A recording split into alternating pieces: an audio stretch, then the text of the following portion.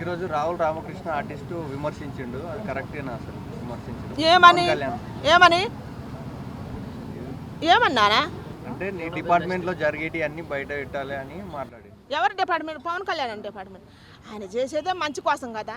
ఇంకా మంచి కోసం వచ్చిన వ్యక్తులను ప్రతి వాళ్ళని ప్రశ్నిస్తే మంచి చేసే వాళ్ళు ఎవరు మిగులుతారు? భూమి మీద దోసుకునే వాళ్ళే ఉంటారు. కానీ ఇప్పుడు దోసుకున్నది ప్రజలకు పంచిపెట్టే దేవుళ్ళు ఎంతమంది ఉంటారు? 10 మందిలో ఒక్కళ్ళే ఉంటారు. అది ఒక్కరికే సాధ్యమైంది. ఇంకా వాళ్ళని కూడా విమర్శిస్తే పోతారు కదా. వెనక్కి మళ్ళీ మనల్ని పరిపాలించేది ఎవరు? మనల్ని దోసుకునే వాళ్ళే ఉంటారు. చివరి లాస్ట్కి మనల్ని బాగు చేసే వాళ్ళు ఎవరు ఉండరు. దీని పరంగా ఆలోచించాలని నేను అనుకుంటున్నాను.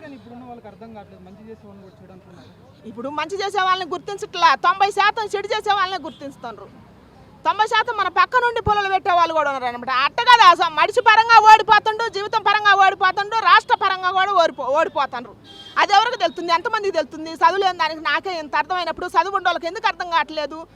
ఊర్లో ఉండదానికి బర్రెలు కాసుకునే దానికి నాకే ఇంత అర్థమైనప్పుడు పట్టణాలలో ఉండే వాళ్ళకి ఎందుకు అర్థం కావట్లేదు? రాజకీయం చేస్తున్నారు కదా అందరూ చదువుకునే వాళ్ళు అందరూ మాట్లాడతారు, ఇంగ్లీష్లో మాట్లాడతారు. ఎందుకు అర్థం కావట్లేదు? మన భవిష్యత్తు గురించి మన భవిష్యత్తు మీద మనల్ని ఆటలాడే వాళ్ళకైతే సపోర్ట్ చేస్తున్నారు. మన భవిష్యత్తును బాగు చేస్తాననే వాళ్ళని కిందికి పాతాళానికి దొక్కుతున్నారు. ఎందుకని?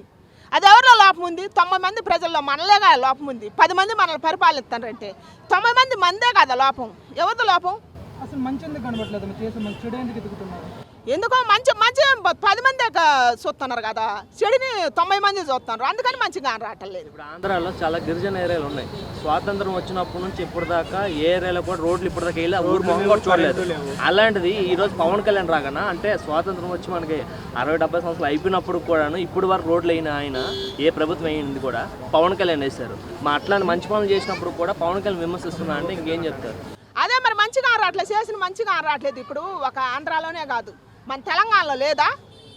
గుర్తింపు లేని ఏరియాలు లేవా? దారులు లేని ఊరులు లేవా? కష్టాలు పడే ప్రజలు లేరా? పేదవాళ్ళు లేరా? నిరుద్యోగులు లేరా? మరి మన అయ్య జాగిరా అని అడిగినప్పుడు మరి మన అయ్య జాగిరి గురించి పట్టించుకునే నాదుడు ఎవడు? అది కూడా తెలియాలి కదా. మన గురించి పాటలు పాడి ఎన్నో పాటలు పాడుతున్నారు కదా. మన అయ్య జాగిరి మనం కష్టపడి తెచ్చిన వాళ్ళకి ఎంతమంది గుర్తింపు వచ్చింది? మన పవన్ కళ్యాణ్ కాసేపు పక్కన పెడదామండి. కష్టపడి ప్రాణాలు బలిదానాలు చేసిన నిరుద్యోగులకి, కష్టపడి వచ్చిన వాళ్ళకి ఎంతమందికి పదవులు వచ్చినాయి? వాళ్ళ కుటుంబాలు ఎంతమంది వెలుగులోకి వచ్చారు? అసలు అది చెప్పాలి కదా. అది తెలియాలి తెలంగాణ బిడ్డలకు. నేను ప్రశ్నిస్తున్నా. అంటే మీరు చెప్పిన ప్రశ్న కరెక్టే. కాకపోతే దాంతో పాటు ఇంకోటి ఏంటంటే, ఎవరైతే 1200 మంది చనిపోయారు వాళ్ళ కోసం ఈ రోజు వరకు ఒక మ్యూజియం కట్టించలేదు. అలానే ఒక మ్యూజియం కాదు, వాళ్ళ కుటుంబాలకు గుర్తింపేది. వాళ్ళకి కదా ఎమ్మెల్యేల పదవులు రావాల్సింది, ఎంపీ పదవులు. వాళ్ళకి కదా రాజ్యం మీద అధికారం రావాల్సింది, తెలంగాణ రాష్ట్రం మీద. ప్రాణాలు బలిదానాలు చేసిన వాళ్ళకి కదా.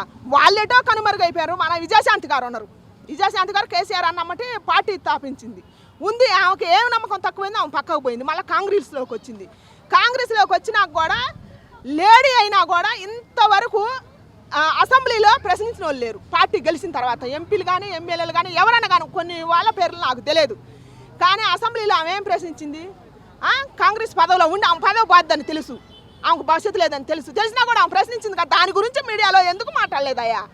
నా కొడుకు పెళ్ళి కాబట్టి నేను వెళ్ళిపోయి 2 నెలలు అయింది. కానీ దాని గురించి ఎందుకు మాట్లాడలేదు? బలిదానాల గురించి మనం తెలంగాణకి మనం ఒక ప్రామిస్ చేసినాం కదా. వాళ్ళ కుటుంబాలకు వెలుగులు ఇస్తామని చెప్పినాం కదా. వాళ్ళ కుటుంబాలకు మనం జాబులు ఇద్దాం అనుకున్నాం కదా. వాళ్ళకు ఒక ఇళ్ళ జాగా ఇద్దాం అనుకున్నాం కదా. ఇవన్నీ ప్రశ్నించిందా? అందరికి చెవులు పోయినాయా?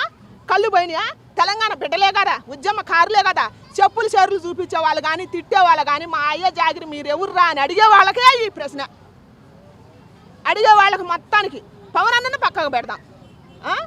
పరిపాలన చేసేవాళ్ళు మా అయ్య జాగిరి అనేవాళ్ళు. మరి మన విజయశాంతి గారు అంత పవర్ఫుల్గా అసెంబ్లీలో అడిగింది కదా. అడిగినప్పుడు మరి వీళ్ళంతా ఏరి మన తెలంగాణ బిడ్డ 4 కోట్ల మంది ప్రజలు బతుకుతో ఆట ఆడుకుంటారా? దీని గురించి మాట్లాడాలి కదా. మాలాంటి వాళ్ళు నేను ఒక్కదాన్ని మాట్లాడితే సరిపోదు కదా. నాతో పాటు 90 మంది మాట్లాడాలి కదా. మాట్లాడితేనే కదా గెలిచేది. ఇంకెప్పుడయ్యా? ఎప్పుడు తెలంగాణ పైకి వచ్చేది? దొర పరిపాలన ఇప్పటికీ లేదా? ఇప్పటికి కూడా ఉంది ఊళ్ళలో పటేలు, దొరలు, దొరసాన్లని. తెలంగాణ గడ్డ పైన, తెలంగాణ రాష్ట్రంలో నేను చెబుతున్న ఊరూరు తిరిగి చూసిన దాన్ని. నేను చుట్టాలంటే కడకల్లో పోయినా. నన్ను అంటారు కొంతమంది, నేను చెబుతుంటే ఇది ఆంధ్రా నుంచి వచ్చినదని అంటాను. నేను ఆంధ్రా నుంచి వచ్చేది ఏందయ్యా? ఆంధ్ర బిడ్డని తెలంగాణ పిల్లగాడు చేసుకున్నప్పుడు మరి ఇది అత్తగారి ఇల్లు అయిద్దిగా, అది తల్లిగారి ఇల్లు అయినప్పుడు ఏదైతే మన ప్రజలకు అన్యాయం జరిగినప్పుడు మాట్లాడిన వాళ్ళే మనుషులు. అక్కడైతేంది ఇక్కడైతేంది ఎక్కడైతేంది వడ్డిచ్చిన ఇస్తరులో నువ్వు కూర్చొని వాళ్ళు రావద్దు వీళ్ళు రావద్దు అంటే ఎవరు హైదరాబాద్ స్థాపించింది? నువ్వా నేనా? ఇన్ని తరాలు మారిపోయి దీనికోసం ఎంతమంది ప్రాణం పెట్టారు? వాళ్ళ కుటుంబాలు కదా వెలుగులోకి రావాల్సింది, వాళ్ళ కదా జాబులు రావాల్సింది, వాళ్ళు కదా అసెంబ్లీలలో కూర్చోవాల్సింది, వాళ్ళు కదా రాజకీయం పరిపాలన చేయాల్సింది, మన తెలంగాణ రాష్ట్రం గురించి మాట్లాడాల్సింది. వాళ్ళు లేరు.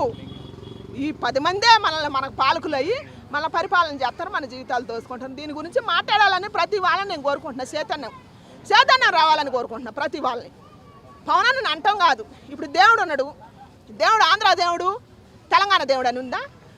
రాష్ట్రాలు ఎక్కడైనా నారాయణుడు నరుడు నారాయణుడు అయ్యి అవతరించి ప్రజల పరిపాలన ఇవ్వాలి. అంతేగాని నీ దేవుడు నీది నాది ఆంధ్ర దేవుడు నా తెలంగాణ దేవుడు అని ఉందా? అట్టనే పవనన్న కూడా నేను చెబుతున్నా, ఎక్కడ సమస్య ఉంటే అక్కడ జనసేన జెండా లేవాలి. ఇవాళ వచ్చిపోయినట్టు కాదు, శాశ్వతంగా నిలబడాలా. ఎక్కడ నిలబడాలి, ఎక్కడ నిలబడాలి. ఎవరి సొత్తు కాదండి ఇది. ప్రజలకు ఎవరైతే మంచి పరిపాలన ఇస్తారో వాళ్ళే నిజమైన నాయకుడు. మన గద్దరన్న గురించి కూడా మాట్లాడిండు కదా, గద్దరన్న స్ఫూర్తి ఎంత ఇచ్చిండు, పాటల ద్వారా ఎంతమందికి చైతన్యం చూపించిండు. తెలంగాణ బిడ్డలు పాటలు పాడే వాళ్ళకి చెబుతున్నా, చైతన్యం ఇచ్చిండు ఆయన స్వరంతో. ఒక్కొక్కరు పాటలు పాడుతుంటే అమృతం ఉన్నట్టే ఉంటుంది, చెవులకు ఇంపుకుంటాయి. ఎన్నో మన పర్సనల్ బాధలు మర్చిపోవచ్చు. అట్లాంటి వాళ్ళు మన ప్రజల్లో చైతన్యం తేవాలి. కానీ మనం దేనికో ఆశపడి మన స్వరాన్ని పాడు చేసుకోవద్దు. గద్దరన్న వచ్చింది దేనికి? రాష్ట్రానికి చైతన్యం రావాలని చూపించిండు, స్ఫూర్తి చూపించిండు. అట్లా ఉండాలని నేను కోరుకుంటున్నా ప్రతి వాళ్ళని కూడా.